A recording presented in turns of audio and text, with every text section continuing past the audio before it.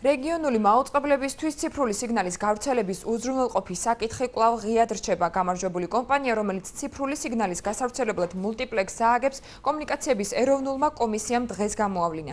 ეს კომპანია სტერეო პლუსი გახლავთ, თუმცა აღნიშნული მულტიპლექსით სიგნალს მხოლოდ ეროვნული მაუწყებლები გაავრცელებენ. საქართველოს რეგიონულ მაუწყებელთა ასოციაციაში აცხადებენ, რომ არსებობს საფრთხე რეგიონულმა არხებმა მაუწყებლობა საერთოდ შეაჩერონ. ვრცლად თემის ირგვლივ დღის მთავარ გამოშვებაში ვისაუბრებთ. თუ ცხადდებიან ოპერატორები და ოპერატორებს სხვა რამე ჭირდებათ, მარტო ერთი სიგნალი მექანიზმები შეიძლება გავიდეს. გადახოვო სამწუხაროდ კონკურსი ჩაიშალა მულტიპლექსი, მულტიპლექსზე, რომელიც იყო გათვლილი რეგიონული ჩაშლისთვის.